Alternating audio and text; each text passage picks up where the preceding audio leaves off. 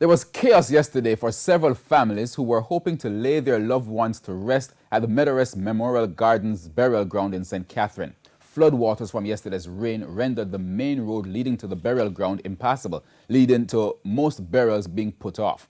This is the second time this has happened in the past few weeks of heavy rain. TVJ's Kirk Wright has more in this report. The floodwaters are gone now, but yesterday, this road leading to the Meadowrest burial site in St. Catherine was inundated, causing hearses with bodies to turn back. One of the families that had to postpone burying their loved ones yesterday turned up today with a much smaller gathering.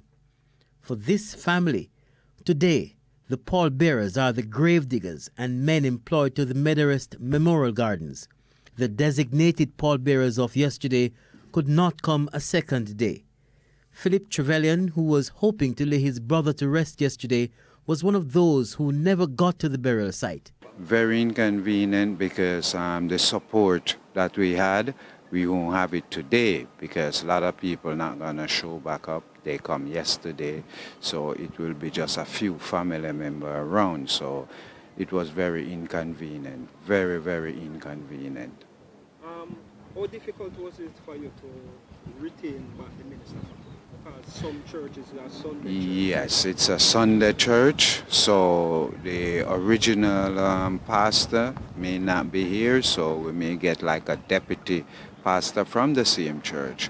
Michael Archer, funeral director of Archer's Funeral Home, says yesterday's heavy rain in St. Catherine posed a real challenge for him. It caused a lot of inconvenience, because not only myself, but several funerals had to return back to their respective funeral home. And as a result of that now today, I have to now provide a hearse, store that body again, take it back to the funeral home, restore it, and then now we have to prepare the body again to take back to Meadowrest today.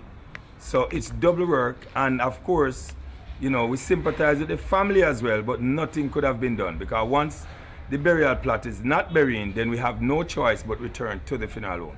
Pastor Ian Dixon says he too was trapped at first, but detoured and managed to reach the burial site, only to realize he was the only one from his funeral procession who had managed to get that far. People should come together and sort out this road that leads up to Meadowrest here and build some areas for the water to run.